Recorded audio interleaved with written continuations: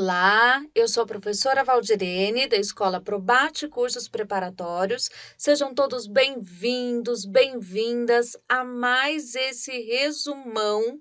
E hoje o tema do nosso resumão é matemática. Só lembrando, nós estamos fazendo um resumo dos autores que irão cair na Prefeitura de Mogi para o cargo de PEB 1, e aí nós organizamos esses autores em blocos temáticos. Já tem um resumão aí no nosso canal, que foi o resumão sobre avaliação, e agora nós voltamos para fazer um resumão sobre o assunto matemática. Eu tenho certeza que vai ajudar muito você aí nos seus estudos para a prefeitura. Então, cheguem mais, vamos assistir essa aula, vamos interagir, porque eu tenho certeza que ela vai ser muito boa. Antes da gente começar, tem um recado para vocês. O material que eu utilizo está disponível para vocês aqui no link da descrição. Então, é só você clicar aí no link da descrição que ele vai estar disponível. Você pode baixar, imprimir, sublinhar, fazer suas anotações, e isso é realmente um material de qualidade que vai, com certeza, te ajudar a estudar. Vai ser mais um recurso aí para você estudar para o concurso. Então, vamos lá? Resumão de matemática. O edital de PEB 1 para Mogi traz para nós 3 autores de matemática: Kátia Small, Parra, que é a Cecília Parra, e a Pires. Então, essas 3 autoras de matemática, 3 mulheres, Small, Parra e Pires, elas costumam cair, gente, não só em Mogi, em muitos concursos. A Small e a Parra, elas caem ainda mais. A Pires eu já vi, sim, nesses 10 anos de cursinho, cair em algumas provas, mas não com a mesma frequência que a Small e a Parra. Então, é um conteúdo que vai servir para o concurso de Mogi, mas se você vai prestar o concurso de São Paulo futuramente, vai servir também. E outras prefeituras que venham a ter aí os seus editais logo mais, porque daqui a pouquinho, assim que essa pandemia passar, a gente tem certeza que nós vamos ter um boom aí nos concursos públicos da área da educação. Então, é uma aula que vai te ajudar e muito, tenho certeza disso. Vamos lá? Então, se você já imprimiu o seu material, pega ele aí, busca seu caderninho, sua caneta e vamos à aula. Antes da gente iniciar o tema dos autores, eu trouxe a proposta da aula para vocês. Assim como eu fiz no resumão da avaliação, a minha proposta hoje com vocês é discutir essa concepção de matemática de uma forma geral, depois ampliar o repertório de vocês com as especificidades que cada uma das autoras trazem, né? Porque são as especificidades que caem numa questão objetiva. Então, a gente precisa conhecer um pouquinho mais do autor. E, por último, te ajudar, te orientar a fazer uma prova discursiva, caso o tema seja matemática. Então, nós vamos começar trabalhando aí de uma forma geral a matemática, discutindo um pouco, trazendo os conhecimentos prévios de vocês sobre o tema, e aí a gente entra nos autores, combinado? Então, o bloco temático de Mogi traz, como eu disse, a Kátia Small. Esse livro de matemática, ele é um livro que cai em vários concursos, mas a Kátia também tem outros. Então, esse, Ler, Escrever e Resolver Problemas, Habilidades Básicas para Aprender Matemática. Cecília Parra, Didática da Matemática, Reflexões Psicopedagógicas. E a Célia Pires, que é Educação Matemática, Conversa com Professores dos Anos Iniciais. Essa é a bibliografia para o edital de PEB 1 de Mogi. Então, lembrando, assim como nós falamos no resumão de avaliação, a gente tem que ter sempre isso como nosso norte. Mogi tem uma concepção socio-interacionista. Logo, a avaliação vai ao encontro dessa concepção. Assim, a matemática também vai. Não adianta eu falar que Mogi tem uma concepção socio-interacionista e trabalhar o ensino de matemática de forma tradicional. não é? Então, a matemática, a didática da matemática, o ensino da matemática também vai seguir a concepção socio-interacionista. Portanto, as palavras-chave para sua discursiva, as palavras-chave até para te ajudar nas eliminatórias das questões objetivas são atividades significativas.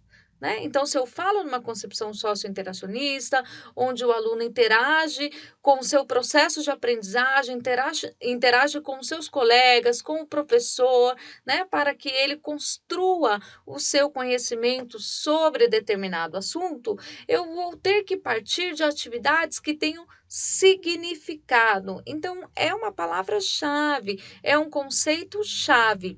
E as autoras vão discutir isso, claro.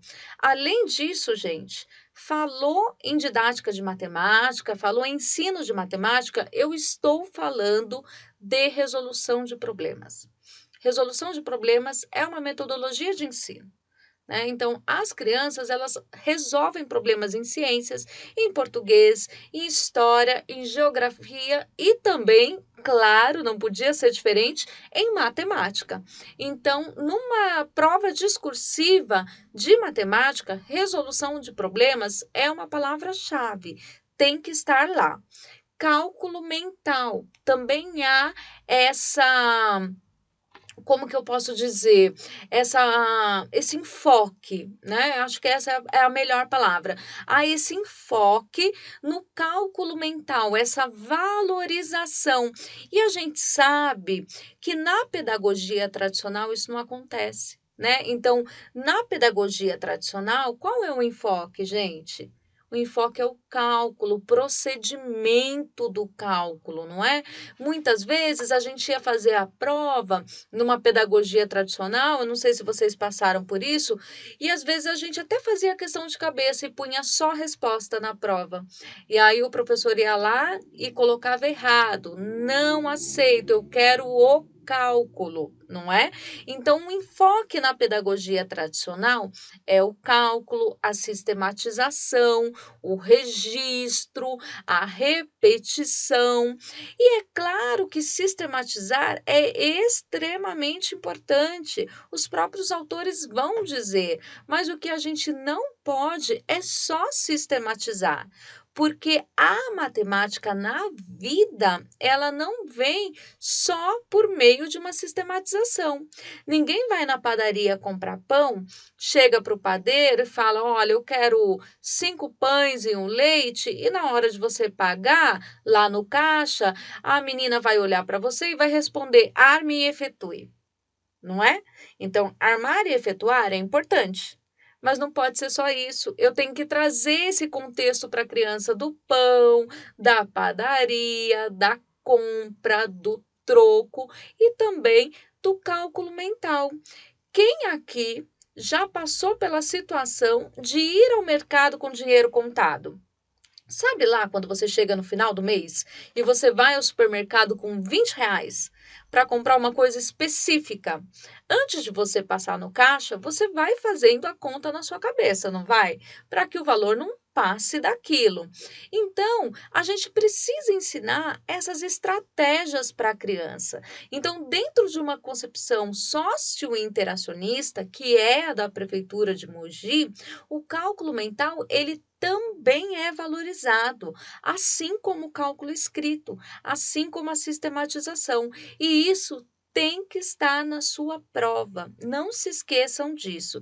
Resolução de problemas, cálculo mental, atividade significativa e, por último, diferentes estratégias. Isso também é algo muito colocado na concepção socio-interacionista. As crianças não chegam ao mesmo resultado do mesmo jeito. Ela pode utilizar diferentes caminhos.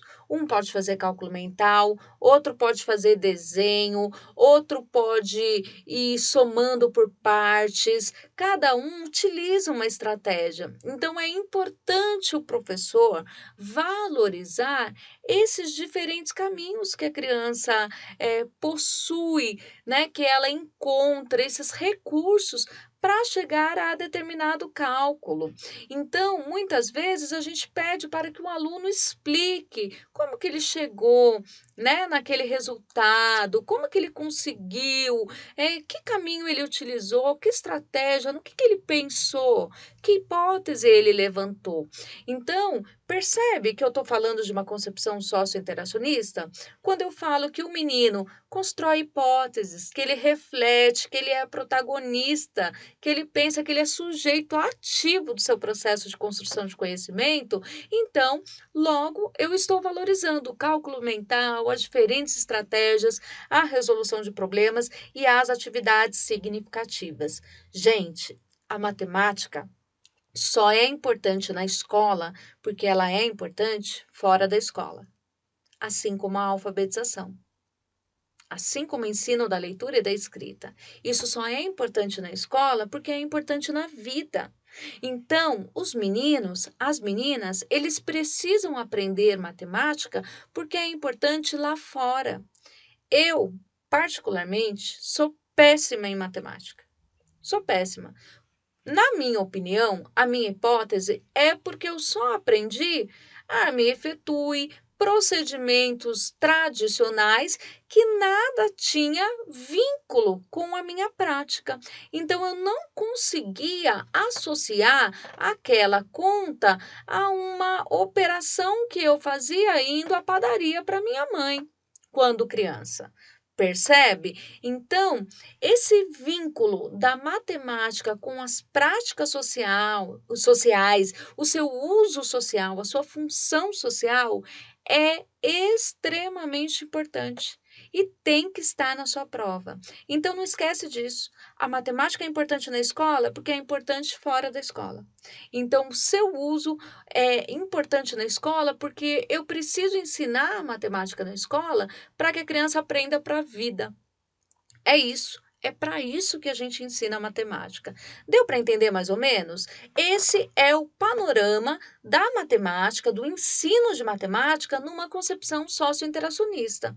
Então, quando eu pego as 5 questões objetivas, aquelas que estão supervalorizando a repetição, menosprezando o pensamento, o ato reflexivo do aluno, ela já pode ser eliminada.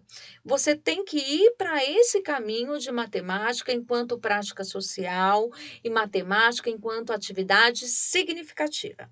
Vamos lá, então? Agora a gente vai conhecer um pouquinho mais de cada uma das autoras. Lembrando, gente, é um resumão. Não dá para trabalhar todos os conceitos aqui nesse resumão. As autoras, elas trazem muito mais conceitos, muito mais coisas que são extremamente importantes de você estudar para o concurso público. Lá na nossa plataforma, a gente tem o nosso curso completo, então a aula da Cecília Parra é só da Cecília Parra, completa, assim como a aula da professora Célia Pires e assim como a Cátia Small. É claro que tem muito mais conteúdos. O que eu vou fazer aqui é trazer aí a ideia geral de cada uma dessas autoras para ajudar você a ampliar seu repertório. Vamos lá, então. Cátia Small. A Cátia Small, ela vai trazer uma coisa que eu acho super importante, que é a comunicação em matemática. Como o professor deve trabalhar a comunicação em matemática e pode cair tanto numa questão objetiva, quanto pode ser um bom argumento na sua prova discursiva. Então, comunicação em matemática tem 3 recursos. Quais são os recursos que a criança utiliza, que ela pode utilizar e o professor deve incentivar, né, para fazer a comunicação matemática na aula de matemática? Primeiro, oralidade. Lembra quando eu falei para vocês dos diferentes caminhos? Conta para mim como que você fez. Então a criança pode se comunicar pela oralidade, também pelas representações pictóricas. O que é representação pictórica, gente? Desenho, né? Então desenhe para mim, né? Faça o desenho desse problema ou desenhe para mim esse resultado. Quem nunca fez uma fração com barrinha de chocolate? E super funciona, não é? Quando você precisa ter ali o concreto. Então, essas representações pictóricas, ou seja, o desenho, ele também é uma forma de se comunicar em matemática que deve ser trabalhada com as crianças. Além disso, representação pictórica e oralidade, também a escrita. A Caixa Small, ela vai falar assim: por que não pode ter textos em matemática? Né? Por que a gente não tem leitura em matemática? Então, ela vai dizer sim da importância da escrita, da criança utilizar-se da escrita para se comunicar em matemática. Então, ela fala, quando a criança ainda não está alfabetizada, a criança pequena, ela pode se comunicar pela oralidade e pelo desenho, mas depois ela ganha mais esse recurso, que é a escrita. Então, esses são 3 recursos para comunicação em matemática. Eu, se fosse você, anotava aí, porque pode ser uma questão objetiva, como também um belo argumento. 3 recursos para comunicação em matemática. Repete comigo aí: oralidade, representações pictóricas, que são os desenhos, e a escrita. Depois, a Katia Small vai falar muito, eu trouxe, claro, só uma frase, mas ela vai falar muito sobre a importância do trabalho em grupo. Lembra? Concepção sociointeracionista de Mogi? E aí a Katia Small vem e fala, olha, é importante que as crianças trabalhem em grupo. É importante que o professor promova o trabalho em grupo, né? No grupo há a possibilidade de se discutir preferências, descobrir preferências, negociar soluções, diluir as dificuldades. Sem a interação social, reparem, a lógica da criança não se desenvolve plenamente.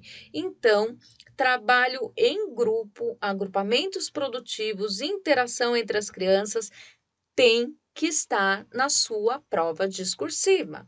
Você não pode esquecer disso. E aí, então, ela vai fazer uma crítica à questão dos problemas, a maneira como a gente trabalha, a velha maneira de se trabalhar, situação, problema, em matemática nas escolas, né? Então, ela faz uma crítica aos problemas convencionais. Ela vai dizer que esses problemas são pouco estimulantes, ela vai dizer que esses problemas, muitas vezes, eles já apresentam as soluções no seu enunciado, são problemas que, na verdade, não são problemas a serem resolvidos, né? Eles são simples, onde a criança precisa apenas colocar ali que ela sabe qual é o procedimento a ser utilizado, a estratégia, o recurso que ela vai utilizar para resolver aquele problema, mas que é um problema desinteressante.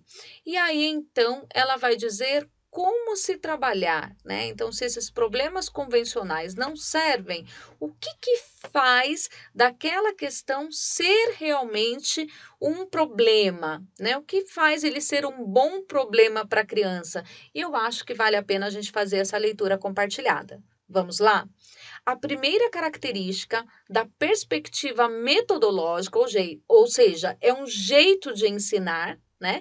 Então, uma perspectiva de metodologia da resolução de problemas é considerar um problema toda situação que permita um processo investigativo. Então, para ser problema, ela tem que permitir que a criança tenha que investigar, tenha que procurar pistas. A segunda característica, olha só que interessante, é questionar as respostas e também questionar a própria situação inicial. Mas será que isso pode? Mas será que não? Mas será que é assim? Mas essa resposta está certa? Mas por que é isso? Então, esse questionamento, tanto da resposta, da conclusão do problema, quanto do próprio enunciado, ele deve ser questionado. Outro ponto importante, segundo a Katia Small, é provocar uma análise mais qualitativa. Eu não sei se vocês já viram, gente, as crianças do ensino fundamental 1, às vezes o problema está lá. 13 figurinhas mais 20 figurinhas. Quantas figurinhas eles têm? Né? Quantas figurinhas o Pedro e o João têm no total? A criança ela fica tão acostumada a fazer esse tipo de problema que chega um determinado momento que ela só pega os números e soma. E nem olha se era para somar ou se era para dividir, ou seja, ela faz uma análise quantitativa. Ela só pega os números e faz o procedimento. Às vezes ela pergunta, aquela clássica pergunta: professora, é para dividir? Professora, é de menos? Professora, é de mais? Ela sabe que tem os números ali e que ela tem que fazer uma das 4 operações. Ou seja, são problemas convencionais. Não estimulam um processo investigativo, não possuem uma análise qualitativa. E aí, olha que interessante que ela traz no final. Caracteriza-se, né? Então, a resolução de problema, uma postura de inconformismo diante dos obstáculos e também um exercício contínuo de senso crítico e criatividade. Às vezes, para a criança resolver aquele problema, ela utilizou uma solução criativa. Ela fez um desenho, ela foi contando de pouco em pouco. Então, isso estimula o senso crítico e a criatividade. Bacana, né? Depois ela vai trazer, e aí pode cair numa questão objetiva, os diferentes tipos de problema. Eu trouxe um exemplo de cada para vocês. Então, ela vai dizer que existem problemas que são sem solução, que não dá para resolver. Por exemplo, um menino possui 3 carrinhos com 4 rodas cada um. Qual a idade do menino? Então, o enunciado não te ajuda a resolver o problema. É um problema sem solução, segundo a Catismol. Segundo problema, problema com mais de uma solução. Eu e você temos R$ 6 juntos. Quanto dinheiro eu tenho? Eu posso ter 4, você 2, eu posso ter 5 e você 1, eu posso ter 3 e você 3. Então, é um problema que não tem só um jeito de resolver, tem mais de uma solução. Problemas com excesso de dados, ou seja, ele tem muitos dados no enunciado, às vezes só para confundir, só para atrapalhar a criança de achar qual era aquele procedimento específico e quais os dados realmente ela precisa. Então, ela vai ter que selecionar aquilo que realmente vai ajudá-la a resolver o problema e descartar aquilo que não vai ajudá-la. Então, é um problema com excesso de dados. Vamos ver? Caio tinha 2 dúzias de bolinha de gude. No final do jogo com Júnior, Caio perdeu 1/4 das suas bolinhas e Júnior ficou com o triplo de bolinhas de Caio. Quantas bolinhas Júnior tinha no início do jogo? Então, eu não preciso de todos os dados que foram trazidos para responder isso. É um problema com excesso de dados. E aí, por último, problemas de lógica. Esse eu tenho certeza que vocês já fizeram em alguma prova de concurso. Alice não é a mais velha. Cecília não é a mais nova. Alice é mais velha que Cecília. Bernardo é mais velho que Otávio. Rodrigo é mais velho que Cecília e mais moço que Alice. Descubra a ordem que nasceram os 5 irmãos. Às vezes vem até o desenhinho, né? Da família. Então, é um problema de lógica. Esses problemas de lógica tem com a roupa, né? Então, a calça amarela com a blusa branca e a blusa lilás e a calça roxa, né? Quantas combinações diferentes você pode fazer? Então, são problemas de lógica. Então, anota aí, porque esses 4 tipos de problema, eles podem ser pedidos na sua questão objetiva. Problemas sem solução, problemas com mais de uma solução, problemas com excesso de dados e problemas de lógica. E aí, então, só para eu terminar a Katia Small, tem uma coisa que ela fala, que não está aqui, mas está lá na aula, é da problemateca. Problemateca. O que é a problemateca? A problemateca é o professor fazer lá na sala um banco de dados de problemas. Então, ela traz essa sugestão para o professor. Eu achei tão interessante, eu queria compartilhar com vocês. Um arquivo mesmo com fichas. Nessas fichas vêm os problemas. Então, a criança ela tem um determinado momento do dia que ela vai lá até a caixinha, a problemoteca, e ela vai pegar aquele problema para resolver. No final, no verso da ficha, tem a resolução do problema. E a criança tenta fazer sozinha, e aí depois ela vê a resolução do problema, ou a resolução pode estar separada, para que ela tenha esse incentivo, mas seriam tipos de problemas diferentes. Então, eu me lembrei disso, achei interessante, porque ela vai classificar esses 4 tipos de problemas, vai misturar lá para a criançada, e o professor vai ter a caixinha. Eu acho um recurso bem interessante. É claro que a gente está estudando para o concurso, mas é algo que serve para quem já está na sala de aula. Fazer uma caixinha lá cheia de problemas e montar a sua problemateca. O que vocês acharam? Bacana, né? Vamos para a próxima? Cecília Parra, Didática da Matemática. Gente, esse livro cai no concurso sempre. Ele é extenso, aqui é só um resumo. A Cecília ela vai trazer várias coisas importantes, mas eu destaquei aqui aquilo que eu considero bem importante.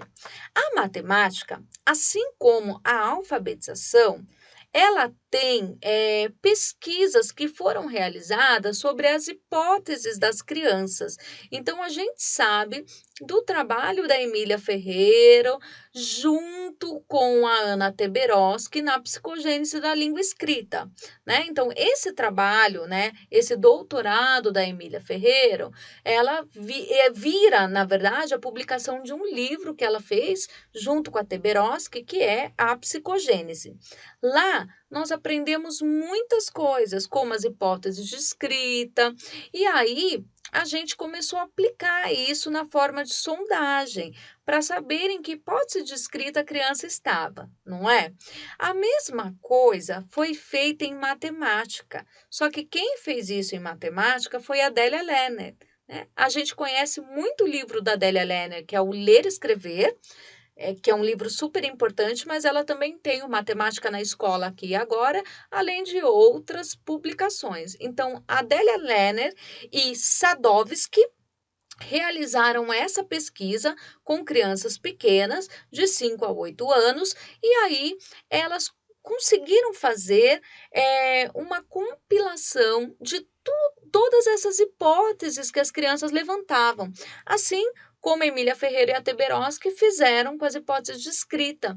E aí, então, de uma forma bem resumida, ela diz que a criança, quando ela está aprendendo o conceito matemática, quando ela está aprendendo as questões da matemática, o sistema de numeração, ela vai ter algumas hipóteses. E tem hipóteses que são comuns para todas as crianças. E aí, por isso, vira uma pesquisa, né? Porque isso é encontrado em várias crianças. A primeira hipótese é bem interessante e eu acho que vocês têm que anotar, porque pode ser, sim, uma questão de concurso objetiva. Então, a hipótese da criança é: quanto maior é a quantidade de algarismos, maior é um número. Então, o número 999, ele é maior que 88, não porque ela está ali olhando, conhecendo o sistema de numeração, e sim porque tem mais algarismos. Então, porque ele tem mais algarismos, ele é maior que o outro. É essa a hipótese que a criança tem. Olha a outra hipótese que interessante. O primeiro é quem manda. Então, para a criança, em determinada hipótese, o primeiro número é que manda. O primeiro algarismo é que manda. Então, 97 é maior do que 79, porque 9 é maior que 7. Ou seja, o primeiro é que manda. Interessante, né? E aí depois ela fala da hipótese da numeração falada, que é quando a criança começa a falar a numeração e escrever exatamente do jeito que ela fala, né? Que é a questão da justaposição das escritas dos números. Que é justaposição? Ela põe os números um atrás do outro da maneira como ela fala. Então, 483, por exemplo, olha como que ela vai escrever. 483. Ou ela poderia escrever 483. Então, isso é a justaposição para organizar aí um registro numérico. E elas fazem isso mesmo, gente. As crianças, quando estão aprendendo aí o sistema de numeração, elas utilizam essa hipótese da numeração falada. E aí, a Cecília Parra vai trazer a importância do cálculo mental, né? Então, ela vai dizer, lembra lá no começo que eu falei que cálculo mental era uma palavra-chave? As três falam disso, gente. O tempo todo isso aparece nos 3 livros. Eu li os 3 e nos 3 tem a fala sobre o cálculo mental. Por isso, justamente, eu destaquei como uma palavra-chave lá no início. Então, veja o que ela fala que interessante. As aprendizagens no terreno do cálculo mental influem na capacidade de resolver problemas. O cálculo mental aumenta o conhecimento do campo numérico. O trabalho de cálculo mental habilita para uma maneira de construção do conhecimento que, a nosso entender, favorece uma melhor relação do aluno com a matemática. E o trabalho do cálculo pensado deve ser acompanhado de um aumento progressivo do cálculo automático, ou seja, cálculo mental tem que estar na sua prova. Ainda que você não saiba direito, ainda que você não entenda direito, você sabe que o professor tem que utilizar o cálculo mental. Então, ele é um argumento que tem que estar presente na sua prova. E aí, então, a gente vai para a professora Célia Pires. Esse livro, Educação Matemática, conversa com professores dos anos iniciais, é um livro que pessoalmente me marcou muito nessa vida aí de trabalho com concurso. Nós, na Probate, compramos todos os livros. E esse livro é um livro que não está disponível na internet, nos grandes sites, e a gente não achava de jeito nenhum. Procurei a professora Célia Pires pelo Facebook, mandei mensagem inbox. Depois eu descobri que a professora já tinha falecido há 2 anos atrás. Achamos a editora, conversamos com o editor que tinha contato com a professora e fomos buscar o livro em Cotia.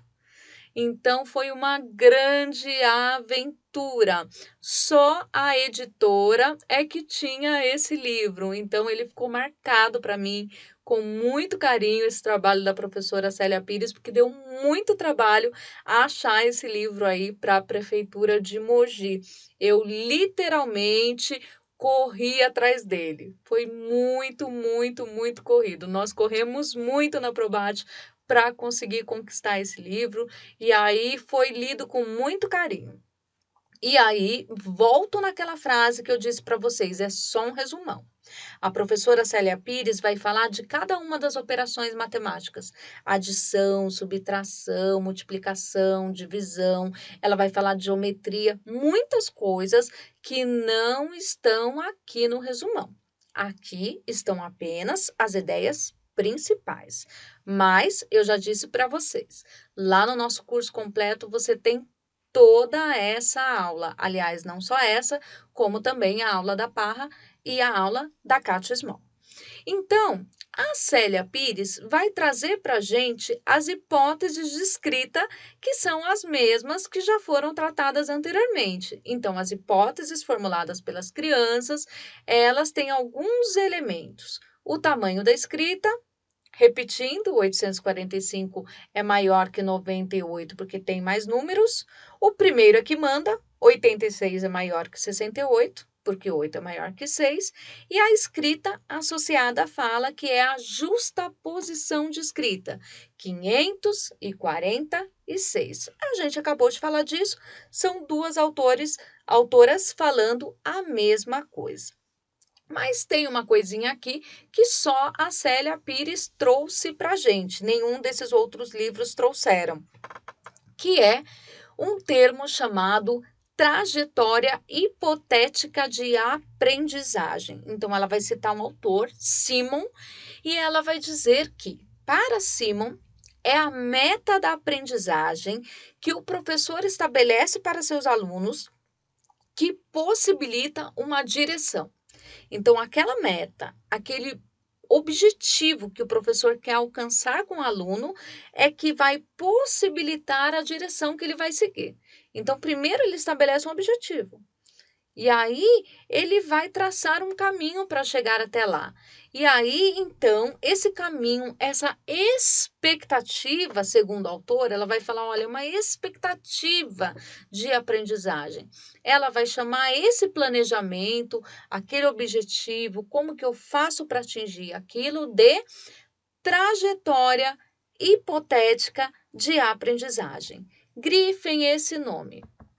Trajetória hipotética de aprendizagem. O que é isso, gente? Muito simples. É esse percurso que o professor vai traçar para a aprendizagem das suas crianças. Então, começa com um objetivo que ele traça, o plano que ele faz para conseguir alcançar aquele objetivo e as hipóteses do professor sobre como as crianças aprendem. O professor tem que conhecer essas hipóteses, não é? Assim como em alfabetização. Então, isso é uma estratégia. Você percebe que é uma trajetória? Então, primeiro tem um objetivo, depois eu tenho um plano e depois o professor, ele levanta hipóteses sobre aquelas aprendizagens dos alunos. Então, essa é a trajetória hipotética da aprendizagem. Por que eu trouxe essa parte do livro para vocês? Porque eu já vi essa questão na VUNESP. Não sei em qual município agora, em qual rede, se era estadual, se era municipal, enfim, mas ela já caiu na VUNESP. E por que é interessante, gente? Porque se você não lê o livro, você não sabe. E aí lá tem 3 absurdas e 2 que você fica em dúvida. Uma é trajetória hipotética da aprendizagem. Você nunca leu, você não sabe. E a outra é bem linda. Atividade significativa. Aí você vai falar assim: sócio-interacionista, atividade significativa. Ela é bem bonita, ela tá te chamando. Coloca o X em mim, coloca o X em mim, mas ela tá errada. A certa é a outra. E você só vai saber que a outra é a certa porque você estudou o livro. Percebe? Essa é a diferença de você estudar, de você ter um material de qualidade, de você fazer um bom cursinho, de você ler o livro, você conhecer as especificidades do autor. Então, trajetória hipotética da aprendizagem era uma das alternativas. As outras eram absurdas e a outra que poderia confundir nessa prova da VUNESP era atividade significativa. Então, muita gente, quando viu, foi lá direto, nem perdeu tempo e pôs o X na atividade significativa e errou, né? Quando na verdade era a trajetória hipotética de aprendizagem e só acertou quem tinha estudado, porque concurso, gente, não é sorte. Concurso é estudo, disciplina, organização, determinação. É isso que faz com que você passe no concurso. Então, não esquece dessa dica. Aí, a professora Célia Pires, ela vai falar da importância das atividades significativas, né? Então, ela vai trazer, olha, a importância da gente trabalhar contextos significativos e a contextualização, que é uma boa palavra. Tá grifada aí para você porque ela é boa. É uma palavra bonita que deve ser utilizada aí na sua prova discursiva. Olha que interessante a frase da professora. Uma discussão a ser feita sobre contextualização é que fique claro para o aluno em qual situação o problema está sendo proposto. Então, o aluno ele tem que ter o contexto do problema. Ele tem que saber em qual situação. Eu me lembro, gente, quando eu comecei a trabalhar no magistério bem novinha, lá em 1900 e bolinha, e veio a questão, né, dessas novas perspectivas, eu já entrei nisso, né? Eu ingressei no estado em 98, né? Então, quando eu ingressei, já tinha essa questão do professor ser construtivista, né?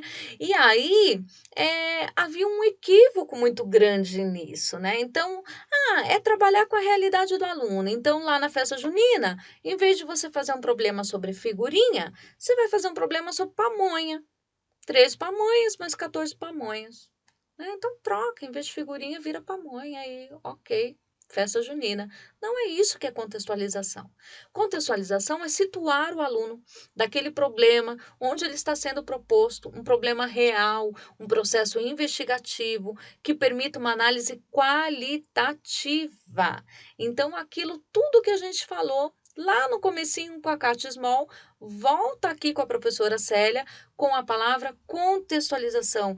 Tem que fazer sentido para o aluno, tem que ter significado. Vamos ler?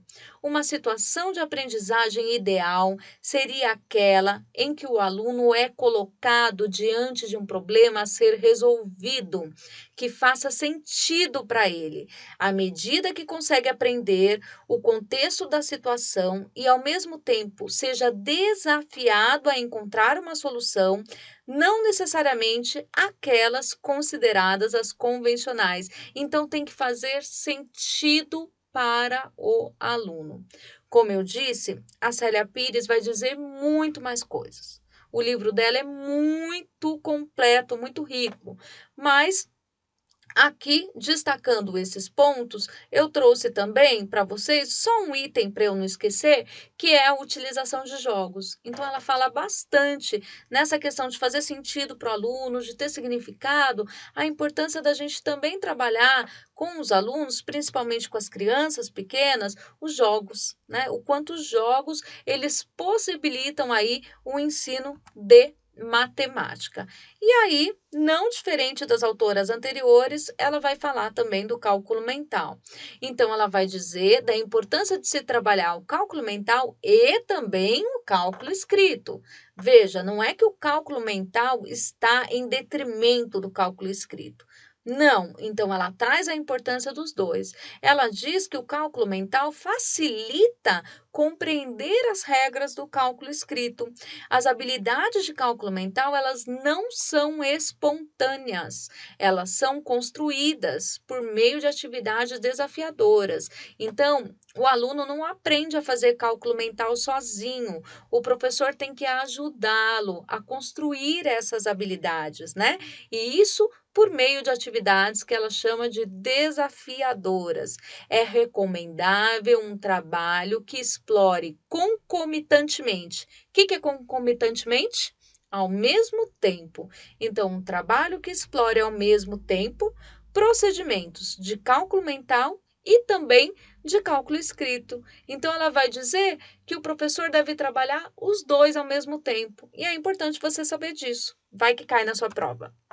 E aí, então, depois de trabalhar aí tantas coisas, né, sobre as autoras, tantas especificidades, vocês estão aí com a cabeça, ó, borbulhando, cheias de argumento para fazer uma prova discursiva. Eu só copiei e colei do resumão anterior, né, o edital de Mogi, que traz que a prova discursiva serão 2 questões sobre o conteúdo programático, numa extensão máxima de 15 linhas para cada questão.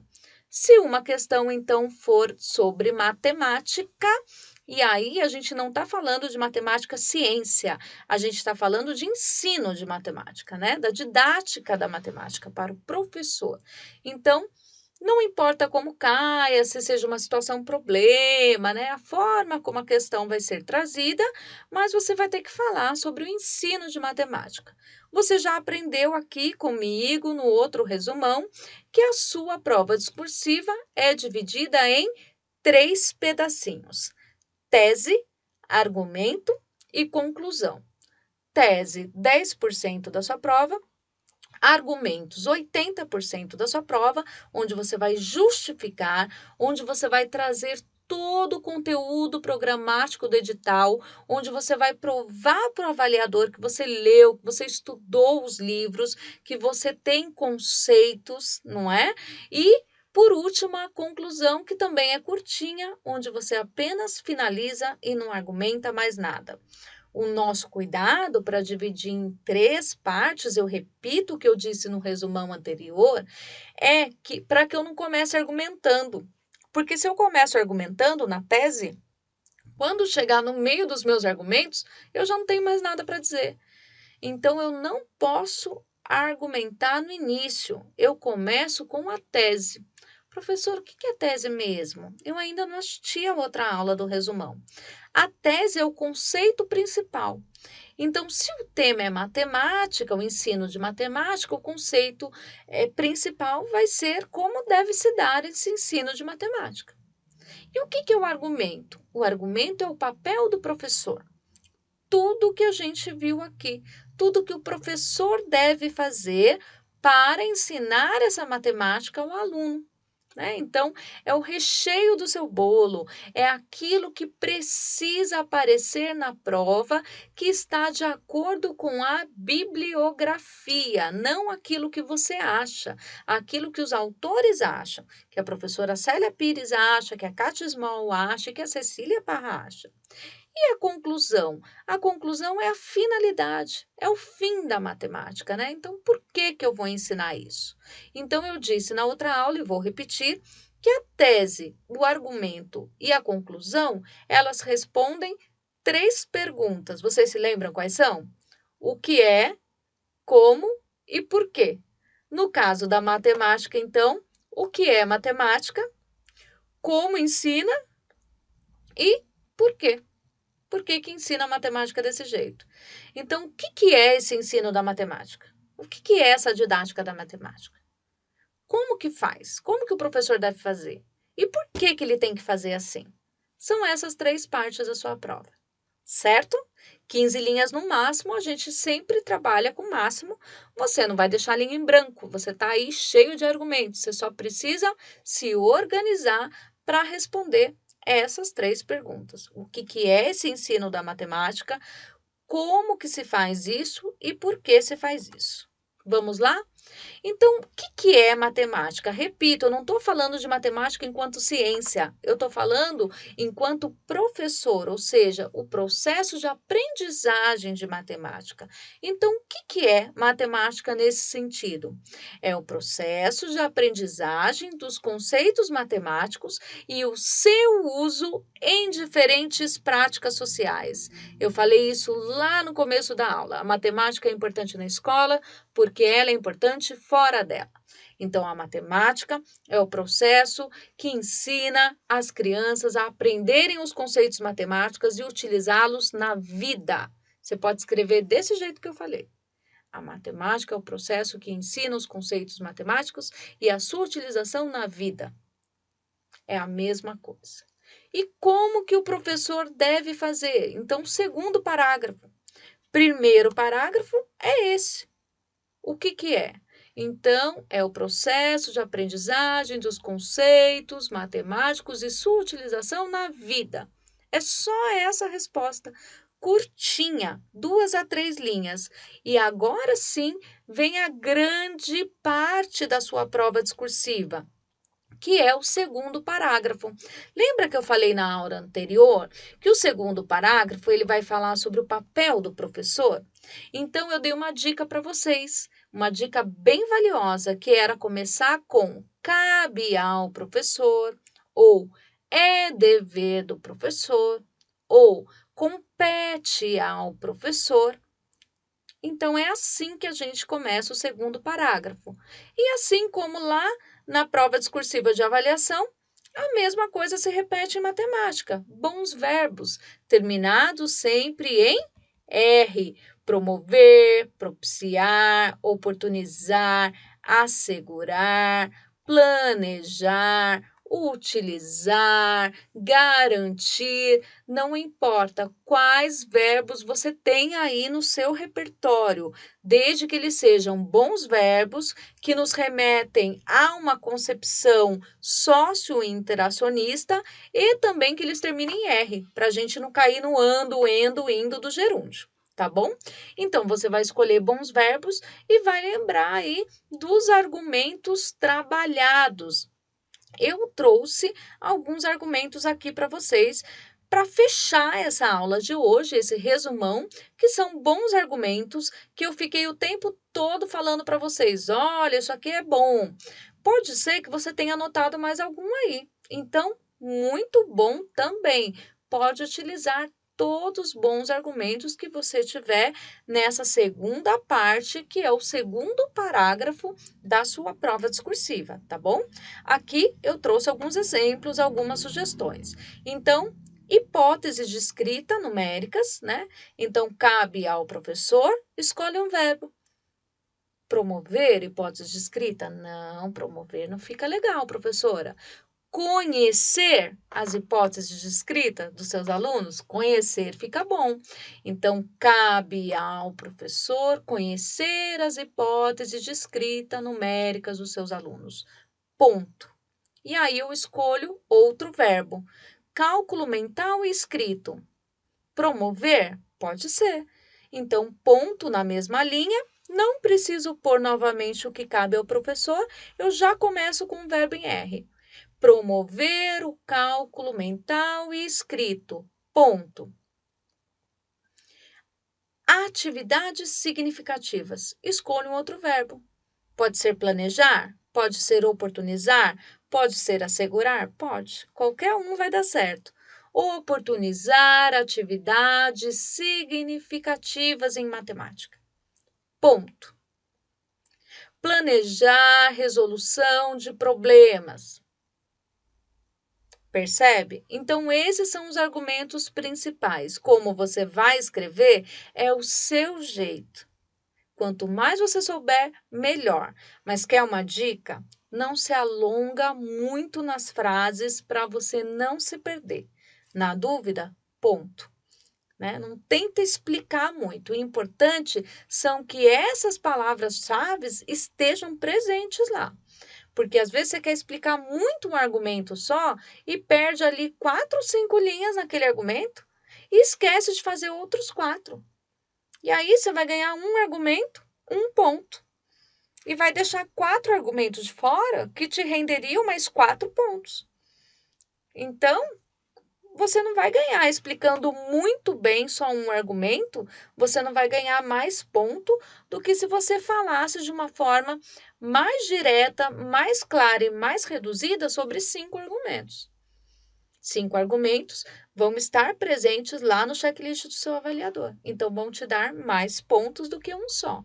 Então, cuidado, essa é uma dica valiosa para você não se estender muito em um argumento só. Continuando, resolução de problemas, utilização de jogos, atividades em grupo e aí as formas de comunicação que nós falamos lá no começo, bem importante está na sua prova também, oralidade, desenho e escrita. E aí, se vocês repararam, tem um argumento aqui que eu não falei na aula. Por que eu não falei na aula? Porque ele não está presente em nenhuma das autoras, mas ele está presente, sabe onde? Na BNCC.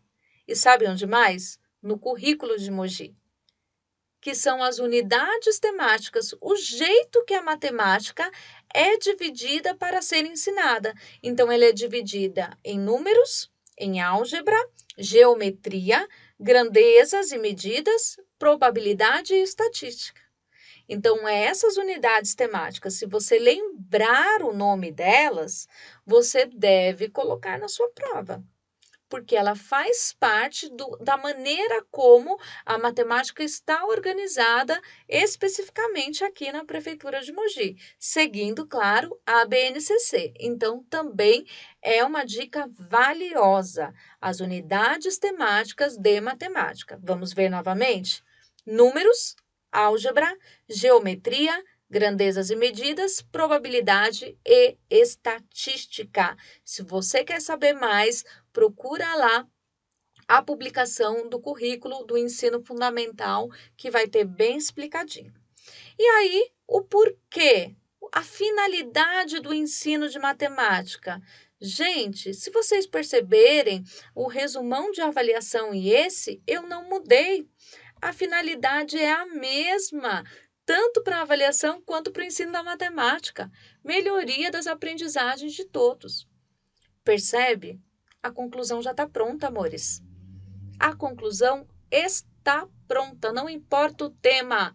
Pode ser matemática, pode ser alfabetização, pode ser tecnologias, pode ser qualquer um desses temas. Sempre quando for de dentro da sala de aula, o tema vai ser melhoria das aprendizagens. Essa é a conclusão.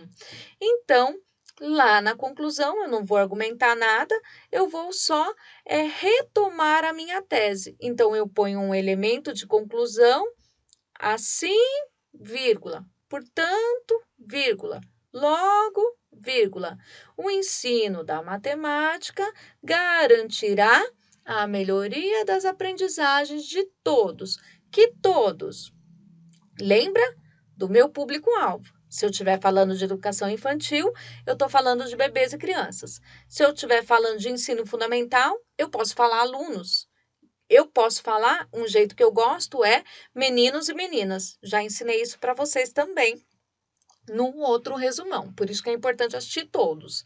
Aí vocês ficam com uma ordem aí na cabeça de vocês e os conhecimentos vão sendo aí somados, né? Então, o público-alvo, ele varia, né? Se é para o fundamental é um público, se é para o infantil é outro, se é para EJA é outro. Pode ser homens e mulheres, pode ser jovens e adultos, pode ser educandos e educandas, ok? Então, eu coloco o público-alvo e a cerejinha do meu bolo, que não pode faltar, é a cidade onde eu estou prestando concurso, que no caso é Mogi das Cruzes. Então, a conclusão já está pronta. Assim, o ensino da matemática, retomei a tese, irá garantir a melhoria da aprendizagem de todos os meninos e meninas da cidade de Mogi das Cruzes. Assim, a alfabetização irá garantir a melhoria das aprendizagens de todos os meninos e meninas da cidade de Mogi das Cruzes. Assim, a avaliação irá garantir a melhoria das aprendizagens de todos os meninos e meninas da cidade de Mogi das Cruzes. E por aí vai. A conclusão, sempre quando for uma atividade de dentro da sala de aula, é sempre melhoria das aprendizagens. Essa é a minha dica. Eu falo sempre, repito isso. Não, eu não sou professora de português. Mas por que ela está ensinando discursiva? Ela não é professora de português, eu não sou.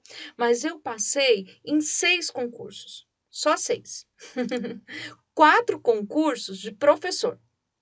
Professor, eu fui efetiva no estado, eu passei na prefeitura de Suzano, eu passei na prefeitura de Guarulhos, eu passei na prefeitura de São Paulo. Nesses 4, como professora. Depois, eu prestei para diretora, lá dentro da prefeitura de São Paulo.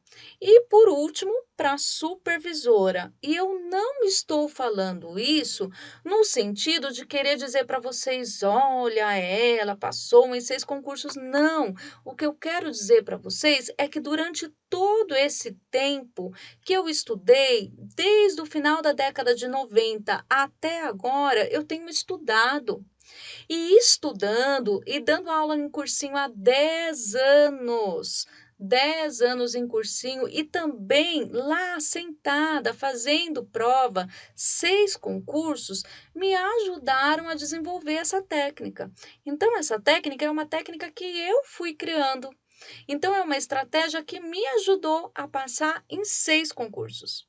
E, além disso, nesses 10 anos, tem ajudado muitos alunos e alunas. Muitos alunos e alunas passam no concurso utilizando essa estratégia.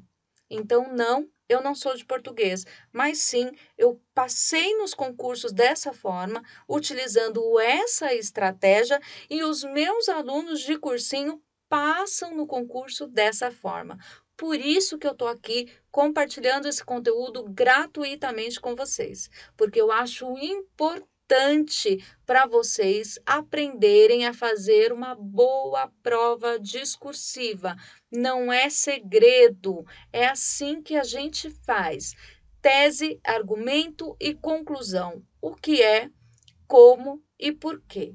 E para finalizar, é claro que eu não poderia deixar de fazer para vocês uma discursiva de matemática, para deixar aí como um bom modelo, porque eu acho bacana vocês terem um bom modelo. E sabe o que eu acho legal também, gente? Vocês pegarem um caderninho e ir fazendo a discursiva sobre os diferentes temas. Deixa ela pronta. Você já tem uma pronta de avaliação, provavelmente, porque vocês assistiram a aula. Hoje, deixa a sua pronta de matemática, com a sua carinha, com aquele seu jeito, cada um tem uma característica de escrever. Deixa ela pronta. Quando você for fazendo as discursivas sobre os diferentes temas e chegar o dia da prova, você abrir a sua prova e olhar e falar: nossa, é matemática. Eu já sei. Você já sabe os argumentos. Você sabe que tem que ter cálculo mental, você sabe que tem que ter resolução de problema, você sabe que tem que ter as hipóteses numéricas. Percebe? Então, isso vai te ajudar, vai diminuir a sua ansiedade. Então, pega os diferentes temas que são possíveis de serem temas da prova discursiva de Mogi e já vai deixando. Eu falo que é um diamante. A sua discursiva é um diamante. Ela tem que ser lapidada, né? Então, você vai deixando ele prontinho lá. Não importa o jeito que a questão caia, né? Não importa a maneira como ela caia. O que importa é que esteja dentro daquela temática. Então, fica essa dica para vocês. Façam uma sobre avaliação, façam uma sobre matemática e arrisquem sobre outros temas que vocês já estão estudando, já estão dominando, utilizando essa técnica de tese, argumento, conclusão, porque eu tenho certeza que vai te ajudar. Então, voltando, eu fiz a minha aqui, vou deixar para vocês um bom exemplo. Tese, o que é o ensino da matemática? Então, eu coloquei assim: a didática da matemática a didática da matemática, eu só utilizei para ficar mais bonito, mais chique. A Cecília Parra utiliza, né? A didática da matemática, a Délia Lerner utiliza. Poderia ser o ensino da matemática também. A didática da matemática é o processo de aprendizagem dos conceitos matemáticos e sua utilização em diferentes práticas sociais. Argumentos. Cabe ao professor, então, lá no segundo parágrafo, eu vou começar assim: cabe ao professor conhecer as hipóteses descritas numéricas dos seus alunos, utilizar os recursos de comunicação matemática, tais como oralidade, representações pictóricas e escrita. Ai, professora, mas e se eu não lembrar? Põe desenho. Representação pictórica é desenho. Não lembra? Ah, deu um branco, não sabe como escreve? Muda a palavra. Escreve desenho. É mais fácil. Oralidade, desenho e escrita. Promover o uso do cálculo mental e cálculo escrito, assegurar a resolução de problemas enquanto metodologia de ensino, reconhecer os diferentes caminhos e estratégias utilizadas, planejar boas intervenções pedagógicas com as unidades temáticas, números, álgebra, geometria, grandezas, medidas, probabilidade e estatística, oportunizar o trabalho em grupo e a utilização de jogos, garantir a contextualização e atividades significativas que coloquem o aluno no centro do seu processo de aprendizagem. Então, percebe? No segundo parágrafo, eu utilizei o cabe ao professor em cima e depois eu fui começando, cada vez que eu comecei um ponto, eu comecei com um verbo em R: assegurar, promover, utilizar, reconhecer, planejar, enfim, todos verbos em R que foram desencadeando as minhas frases para que elas ficassem bonitas, claras e bem objetivas. E por último, a conclusão. Então, eu vou utilizar o elemento de conclusão assim, vírgula. Eu usei assim, você pode utilizar outro. Logo, portanto, é só você entrar na internet e pôr elemento de conclusão, vai ter um monte. Eu utilizo esse porque eu gosto, só que você tem que lembrar que sempre depois dele tem vírgula. A gente não precisa ser professor de português para saber disso, né? Então a gente utiliza o elemento de conclusão e põe a vírgula. Assim, vírgula, a aprendizagem da matemática irá garantir a melhoria das aprendizagens de todos os meninos e meninas da cidade de Mogi das Cruzes. Esse foi o meu final, é a minha sugestão. Você pode melhorar, você pode trocar, você pode fazer como quiser. O que você não pode é esquecer que a sua discursiva tem que ter essas três partes: a tese pequenininha, argumentos grandão e conclusão pequenininha. É isso. Espero que vocês tenham gostado dessa aula, tanto quanto eu gostei. Eu estou muito feliz em disponibilizar, estar com vocês nesse momento, fazendo o resumão, e muito feliz de ter esse momento de interação com vocês, porque eu realmente estava precisando desse momento de interagir aí com os alunos. Então, se vocês gostaram, curtam, compartilhem o nosso canal, né, com outras pessoas que estejam estudando. Conhecimento não deve ser colocado só para você, não. As pessoas estão concorrendo sim para uma vaga, mas a gente deve compartilhar. Sabe por quê? Quando a gente ensina o outro, a gente aprende de novo. Quando eu vou ensinar outra pessoa, eu tenho que reestruturar todo o conhecimento na minha cabeça. Então, isso me ajuda a aprender novamente. Então, compartilha. Compartilha com seus amigos, explica o que você entendeu, senta junto, debate, troca ideia. Assim como a gente fala para as crianças que o trabalho em grupo é importante, para vocês também é importante debater, conversar, estudar, argumentar junto com outras pessoas. Se puderem, por favor, compartilhem o nosso canal, sigam a gente no Insta, deem aquela força para que a gente possa continuar aí produzindo esses conteúdos para vocês com bastante qualidade e bastante carinho, como a gente tem feito. Para quem ainda não sabe, o nosso curso está completo na nossa plataforma EAD. É um curso feito com muito cuidado, com muita dedicação. Eu fiz cada um dos autores com muito amor e com muita dedicação para oferecer o melhor conteúdo para vocês. O curso está lá, disponível. A gente está com uma promoção. O curso baixou de preço de R$ 279,90 para R$ 239,90. R$ 239,90 você tem o curso completo. Todos os autores de PEB 1, todas as leis municipais, todas as publicações de Mogi, que serão o carro-chefe desse concurso, além de todas as leis federais atualizadas. Você tem todo esse conteúdo que fica disponível para você até a data da prova. Se a prova for em outubro, fica até outubro. Se for em fevereiro, fica até fevereiro, para você assistir quantas vezes quiser. E não é só isso. Você tem suporte de dúvidas comigo. Então, você está lá estudando, não entendeu? Você entra e manda sua dúvida lá pelo suporte de dúvidas, que eu mesma respondo para vocês rapidinho. Então, é um curso que vale muito a pena, e para você adquirir, a gente baixou um pouco o preço para que a gente consiga oferecer ele para mais gente que está estudando. Então, se você ainda não adquiriu e quer adquirir, a hora é agora. Essa promoção é por tempo limitado.